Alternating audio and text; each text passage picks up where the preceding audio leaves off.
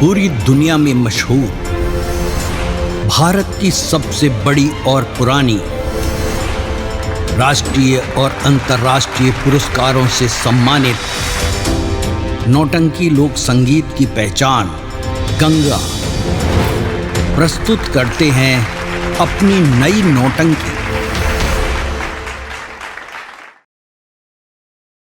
क्या फुगिया फदी करी करी कपिल ते फुगिया ब्याह करी करी कपिल कहीं न करी लगी फुगिया ब्याह करी न तुर गाम रही न तुर चेहरा देखी कई बूढ़ जब का मर जब कपिल लेकिन पीपे तुरगा में ना ये कपिल ना ये माई फुगिया का माफ कर दिया अभी कह दिया माई कि फुगिया फुगिया मर गई माई।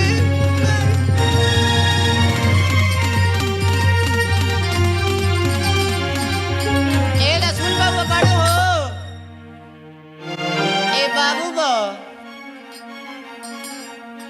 के काकी जी हाँ गोर लागते नहीं काकी। अरे दूधे फुला पुते फलो ए बछिया ए काकी जी आय आज के ने से रास्ता भुला के रवा हमरा घर चले नहीं हो। देखा ए बछिया केहू से केहू के जरूरत पड़े तबे केहू कहीं आवेला चाहे जाला का जाने कहीं बात रहे कि ना रहे। ए काकी जी देखे ना बात रहे वाला है तो रहबे न करे बताए ना का कहल चाहतन। देखो ना आज महीना दिन से तबीयत खराब चलता हमरे लिए 1 रुपया बान है तनिम के 10 रुपया चाहिए। ए काकी जी ऐसा समय से हमरा से 10 रुपया मांगनी हमरा लगे एको गो पैसा नहीं थे बताए ना हम का करब पैसा लेके जब सब सामान हमर दीदी खरीद के दिले तो। बाप रे बाप इनके मर्द भाई से निकला 10 रुपया लिखे ए दादा ए जराम दरी वाला फोपी का फोपी रुपया बैंक में जमा करता कोई अपनी नावे कोई अपनी मेरा रुकना कोई कपिया कनावे बाप रे बाप अपनी मेरा के नीचे से ऊपर ले बिखो बनवाले बा हजारों रुपया बनासी साड़ी पर होता रोज देखता नहीं मर्दा में रख से बैठ के जा सिनेमा देखता सा इनके 10 रुपया लिखे ए दादा काकी जी ऐसा बात कह को होई तो हमरा घर से चल जाई बताए रवा बूढ़ भाई ते बूढ़ नियर बात ने सिखावे के चाहिए आखियानी हमर घर फोड़े खाती। अरे देखबू हे काकी के बतिया तातीत लागत ही होई लेकिन तू काकी जी के बतिया के तू अचरा गेठर पाल लिया काकी जी को का कहत रहनी देखो भाई पर्दार क्या कर भेवतार होई एक दिन त तार उदा सवे करवे के आंसू ना मिली। हां हां बाप बड़ा चलिए सिखावे खाती जब की हाथ लगावे के पड़ी। अरे कहे के हाथ लगाइबे बचिया तू तराइल भीतरी घर में नु बहरी के हाल का जानतरू एक दिन नाक दकन मारू तो कह दिया काकी जी का कहत रहनी मत खिसिया जाता नहीं। हां हां जाए जाते बाप बड़ा चलिए सिखावे खाती जाते बानी लेकिन ए बाबू काकी जी ठीके कहतनी ना कि आजकल के युग में भाई पटीदार के कर भल बजे हमार होई काकी जी तो हमरा आँखी के पटिए खोल देनी है त घर में 6-5 वाली बात हम नहीं जानत रहनी का करी हमरा तो कुछ समझ में नहीं आवत कि का करी कहां जाए। काकी जी ठीके कहतनी काकी जी के बोला के सब बात कर ले लेतनी ना बाबू। ए काकी जी अरे अब का बोला चढ़िए बचिया सुनिया भेने बोला ए काकी जी रवा ठीके कहतन कि आजकल के युग में भाई पटीदार के कर भइल बा जे हमार होई माने रवे बताई ना हमरा का करे के पड़ी। का करबू का एगो चिट्ठी लिख के अपना मर्द ला भेज द अच्छा आ भेज के उनके बोलवा लो आ बोलवा का टोन दे अलगा हो जा अलगा जब हो जेबू त तारा मर्द के सारा पैसा कमाए तर लगे आई क्योंकि देन लेन करबू चाहे कपड़ा तक देबू चाहे बिखो गाना कर देबू बहुत लोग सूद ब्याजी पैसा मांगता ई बताओ तर लगा पैसा रही तब लोग के सूदियो ब्याज पर दे सकेलू तारा मर्द के पैसा कमाई सब नती अपनी नामे जमा कराल करसा तारा मर्द का कमाई कौन सुख सवर्त बा बचिया। हां ए काकी जी रवा ठीके कहतनी का हम करी ए काकी जी आखी चिट्ठी लिखी के पढ़ले नहीं खू आदमी बोलाई बोलाई न ए बुखल बाबू बाबू का हो भौजी का बात हो? अरे लक्ष्मण बाबा बुला तड़ी सुन ले कौन काम बरवा से। लक्ष्मण वो हमारा के बुलावतिया? हाँ ए बाबू। ये भाई का बात है कि हमारा के लक्ष्मण वो बुलावतिया? बोल दे हम आइल बानी। ए बचिया आइल बानी बाबू, जा अपन दुखवा कह दो। गोर लागत ने काका जी। अरे खुश रहा लक्ष्मण बाबू, वो तार गजगज कल्याण हो को। अरे भौजी होई का हो? आई बाप, हे भगवान, हम सुनले रहनी है का आ लौकता का है बाबू?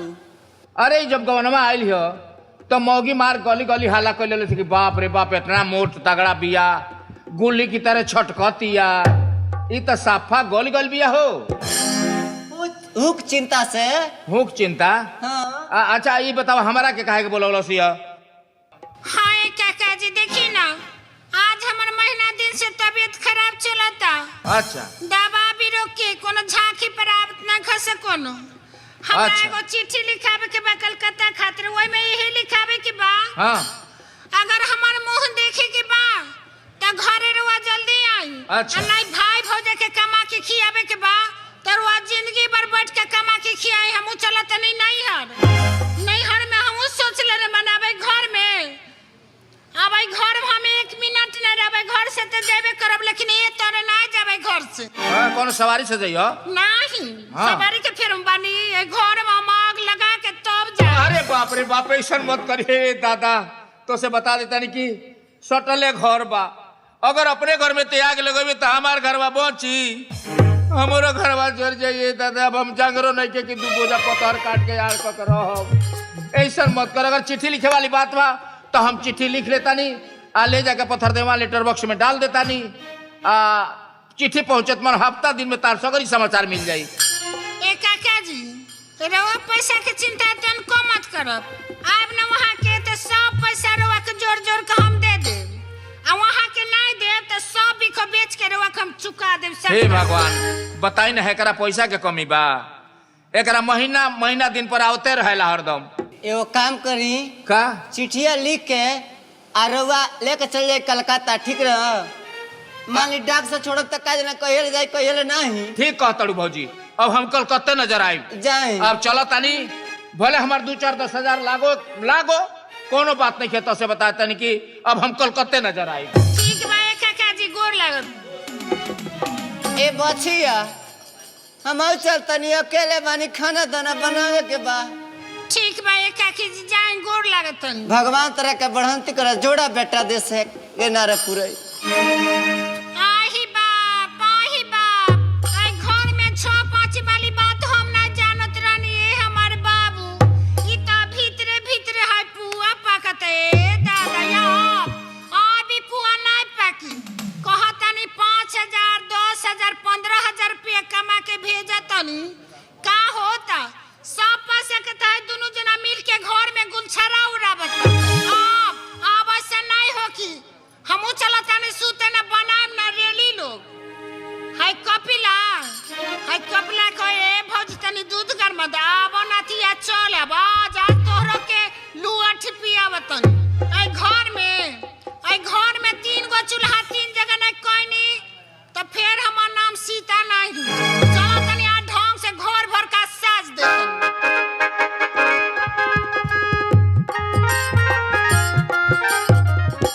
ये तो बड़ा बुरबकाही कर देनी हम। अरे कलकत्ता इतना छोटा मोटा शहर थोड़े बा। हमारा घर से चलते समय कम से कम ये जान ले चाहत रहे कि कौने रोड में उनके क्वार्टर बा, क्वार्टर नंबर का है। अब तो बड़ा चक्कर में फंस गनी हम, आखिर कहाँ जो अब उनके। लेकिन एगो बात दिमाग में आयल तो बताते हैं कि अरे अगर बैरिस्टर हमन तो कचहरिये में मिली है जौन बातन, तो हमारा क्वार्टर नंबर से या रोड से का लेबे देवे के बा, डायरेक्ट कचहरिये में चलता नहीं। बम बम महादेव।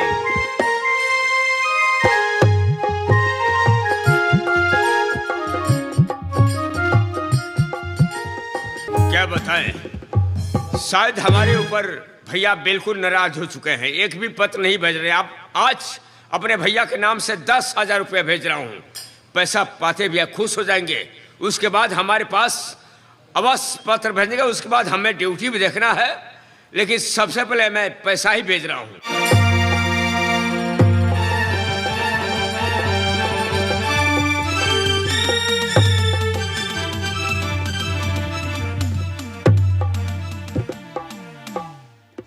अरे कचहरिया हड़ताल चलता का भाई?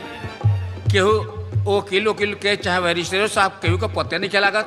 अच्छा शायद होने उनके पड़ाव बाबा आगे चल। अरे अरे भूखा चाचा जी आप, अरे कैसा होना चाचा जी? अरे लक्ष्मण बाबू अब एक बार तारे घर से हो क्या आवता नहीं? क्यों आप हमारे घर से ही आ रहे हैं? तारे घर से हो के तब आवता नहीं। बहुत खूब। तो बताइए भैया और भाभी तो ठीक हैं? अरे अपने भैया भाभी के बारे में का पूछो तड़ा? वो लोगन के गोड़ तो जमीनी पर पड़ते नहीं खे। ये बात। हाँ अच्छा आप कुछ नाश्ता कीजिए, आराम कीजिए। कोई अरे नाश्ता पानी होई, स्नान ध्यान होई, भोजन होई, सब कुछ होई। टोला महला के हाल चाल जान ला। टोला महला बिल्कुल सुख शांति से बा। अच्छा धान के फसल तो बहुत बढ़िया आ रहा है, लेकिन भगवान ऐसा कह दिल बानी कि धान होगा रेड़ा लेके असुखता। अच्छा चाचा जी। हाँ पानी बिल्कुल नहीं खे होत। अब और का बताई? तारे परिवार के समाचार बतावत में तो जवाने लड़खड़ाए लगता। क्यों क्या हुआ चाचा जी? अरे वह तार परिवार सीता सीता बेचारी के इतना ज्यादा तबीयत खराब बा, मुंह से आवाज भी नहीं निकलत ओकर। ये सब क्या करें चाचा जी? क्यों हमारे परिवार सीता जी की तबीयत खराब है? अरे हाँ हो। और भैया डॉक्टर द्वारा इलाज नहीं कर रहे हैं, बैठे हुए हैं क्या? तू डॉक्टर द्वारा इलाज के बात करता रहा। वो बेचारी एक लोटा पानी के तरसतिया, एक लोटा पानी देवे वाला केहू नहीं के। डॉक्टर के तब बुलौले में पैसा लगी ना। ये सब क्या करें चाचा जी आप? क्यों हमारे पवित्र भैया जो राम जी हैं उसके ऊपर अच्छा कैसे विश्वास करें? क्या कोई? अरे लक्ष्मण बाबू हम जानत रहनी कि का जन हमरे कहले के तारा विश्वास होई कि नहीं होई, यही से तथा से बताता नहीं कि हम आई पक्का प्रमाण लेके आयल बनी। ल पढ़ ल तारा खुदे मालूम हो जाई कि भूखल चौधरी कहाँ ले सही और कहाँ ले गलत बोलो ताने। भगवान जिंदगी में कबो झूठ ना बोलोले तो अब वो झूठ भूखल चौधरी नहीं बोली है। ये आप पथ भी लाए हैं? आप पढ़ ल। ये सब क्या कर रहे हैं चाचा जी आप?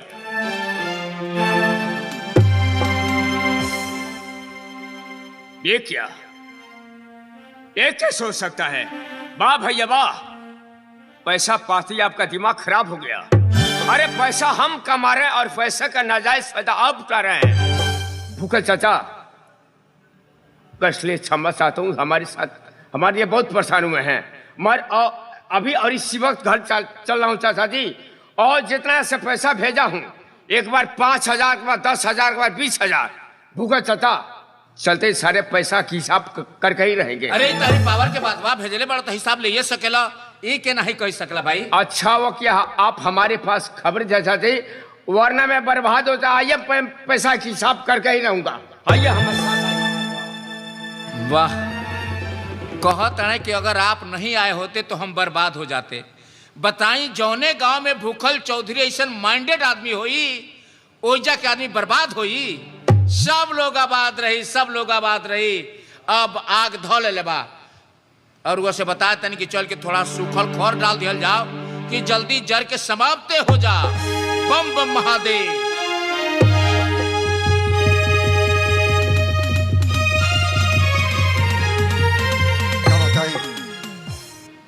यही से कहीं पौनाई न भेजिले। आज 8 दिन गए भैल ओकरा मामा के यहाँ, और जाके बैठल बा दिन में घूमो तो काम तो बना, दुनिया भर काम बा, हेकरो पता नहीं कि कहाँ बा। मगरो हाँ भैया। अरे आज 8 दिन भैल ना? हाँ 8 दिन भाई। जाके जब बैठल बा, हाँ तो साइकिल ले ले। हाँ चल जो। अच्छा कह दे मामा के साई तो भोजन चली। ठीक बा। बड़ा जल्दी चला, साथ ही बोला के आओ। बोला कर क्या होता उन्हें तो रह जाइयो। क्या बताई परेशान करके धोदल बड़ा कुल। अब देखी जाइए कब ले आवेला, इहो उन्हें मत रह जा। अच्छा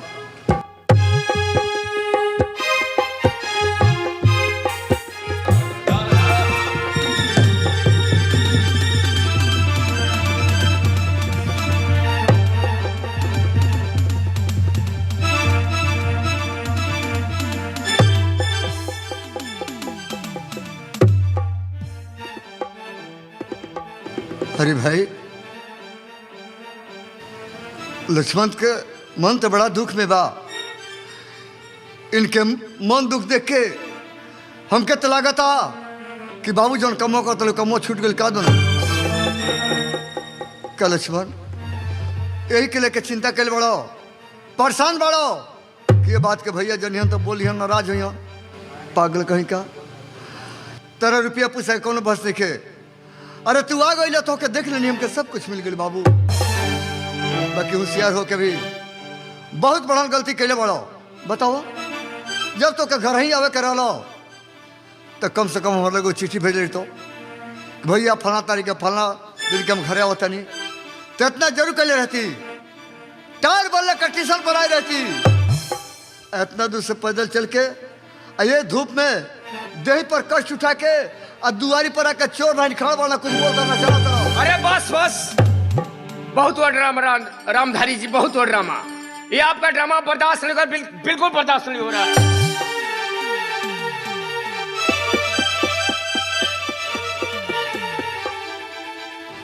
लक्ष्मण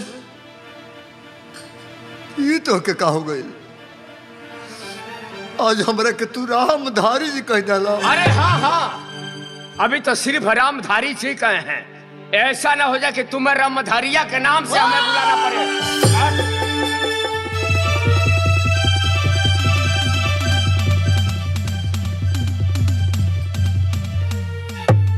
हे भगवान ये आज हमसे क्या हो गई। इतना लम्हर गलती। अरे जाना हाथ से लक्ष्मण का खाना खियो नहीं। आज युवा हाथ इनका ऊपर उठ गई। अरे यहाँ तो उठे को पहले टूट के जमीन पर काले गिर पड़ा हो। बाबू देखबो तैस में आके आदमी कुछ न कुछ कर बैठे ला। तो काम करो तो चलो स्नान ध्यान करो, कुछ नाश्ता पानी करो तो क्या राम का जरूरत पा। रामधारी, तमाचा चलाना हमें भी आता है। अगर दोबारा तमाचा चलाने की कोशिश की तो शायद मुझसे पूरा कोई नहीं होगा। रामधारी बारे रामधारी वाह, हमने तो बहुत आशा सोते थे, बहुत निकामा निकला तो बहुत। अरे पैसा हम कमा रहे हैं और पैसा का नाजायज फायदा तुम उठा रहे हो। एक सोचता था बिल्कुल नहीं होगा और ना ही मैं होने दूंगा। रामधारी लक्ष्मण एक सांस में का बोल गई लो कुछ समझ में आता तो के। अच्छा हम तरह से पूछा तेरे बाबू तो क्या हो गई। अरे मुझे और मैं किस सोच रहा हूँ कि उस बात को आपके कानों तक पहुंचा दूं। कान खल कर सुन रामधारी, मेरा जितना भी हक हिस्सा बन रहा है आप सीधे तरह बंटवारा कर दीजिए। आप और हमारे बीच कोई रिश्ता नहीं है, बिल्कुल कोई रिश्ता नहीं।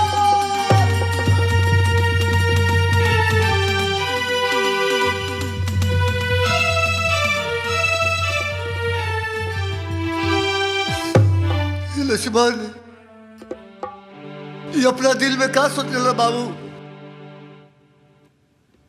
जब बात अपना दिल में सोच ले बाड़ो वो बात को अपना दिल से निकाल के फेंक दो तो क्या पता बाबू।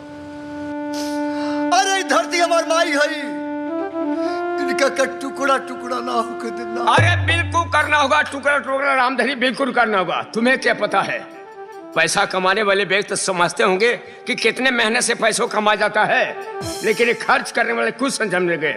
रामधारी आए, मैं यहाँ भाषण सुनने नहीं आया हूँ और ना ही मुझे भाषण सुनने की आदत है। और ये सब आंखों में नकली आंसू हैं। ये नकली आंसू बहा करके हमें बहकावा डालना चाहते हैं आप। मैं रामधारी मैं यही कहूंगा कि मेरा जितना भी हक हिस्सा बन रहा है आप सीधी तरह बंटवारा कर दीजिए। आप और हमारे बीच कोई रिश्ता नहीं है। मैं रामधारी आए, मैं अपने भाग से खा कमा लूंगा, मुझे बस बंटवारा चाहिए तो चाहिए। बाबू अरे अब तोहरा इतना भगवान हम कहाँ बानी तो मौज जानते तू अपने भाग से कमा खा लेबो। लक्ष्मण नकली आंसू बहुत देखल हकबो, अब एक बात होके देखे के ना मिली। अरे जाना घर में इंसान का इज्जत प्रतिष्ठा ना रहे, वो इंसान के वो घर में ना रहे के चाहिए, वो घर के छोड़ देवे के चाहिए। अब हमरा खातिर ये घर में का बच गई बा, कुछ ना। लक्ष्मण आज घर छोड़ के तरलक से इतना दूर जाए कि हमारा पास तार विचार तक लेना पहुंच सकेला।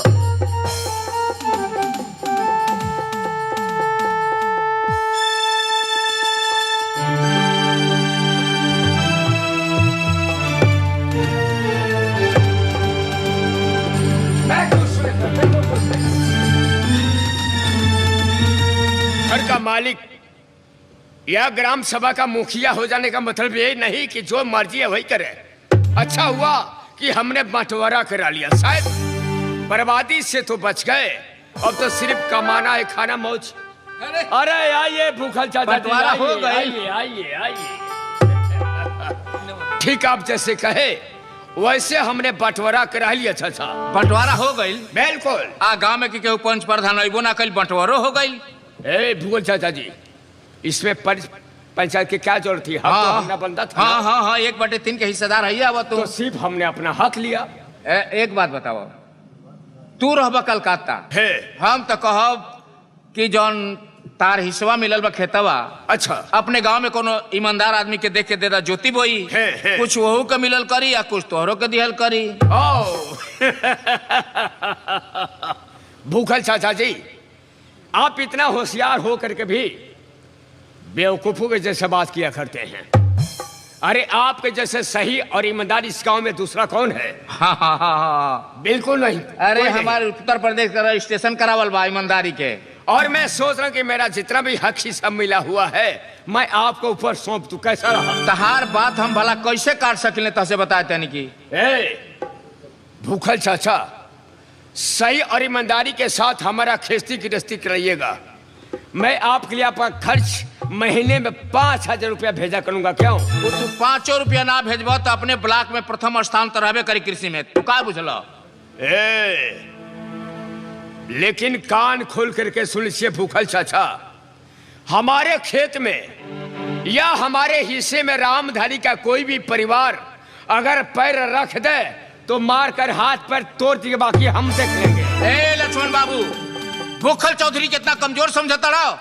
अरे रामधारी के घर के लोग अगर एक गोड़ रख दी हमरे बोलका में तो सरऊ लोगन के दोनों गोड़वा काट के साफ पाया पाई बना दी। हमरे नाम भूखल चौधरी है जोन बातों। वो तो मैं जानता हूँ चाचा, और ऐसा है कि हमारे पास इस समय भी नहीं है, मात्र एक हफ्ते के छुट्टी में आए थे, हमें ड्यूटी भी देखना, तो हम चले। सीता के छोड़ जाता रहो? अरे नहीं चाचा जी, उसको भी अपने साथ। हाँ, वो बेचारी के साथ ले जी, बड़ा दुख झेल ले भी बेचारी। और ऐसा है, अगर यहाँ आपका दिल न लगे तो हमारे पास आप घूमने के लिए आ गया। क्यों? जरूर आए। ऐसे की सुनले बानी कि कलकत्ता में कुल बड़ा देखे वाला चीज बा। बिल्कुल। हम सुनले बानी कि जमीनी के भीतरे भीतर दुकान जी ढूक के चले रही रेलगाड़ी है, मेट्रो ट्रेन, जिसको मेट्रो बोलेला। बिल्कुल। ओ मैं आयब तो चढ़ब जरूर, चाहे कितनो लुकाई रहे भीतर जमीनी के रही है, बिल्कुल आयब तो चढ़ब जरूर। अच्छा ठीक है, मैं चलूं, आप आइएगा। जा तहार यात्रा मंगलमय होके। अरे आइए चाचा जी, आइए। भगवान तोरा के आजीवन खुशहाल रखें। ए भूखल चौधरी दिल से आशीर्वाद देता ना जन बातों।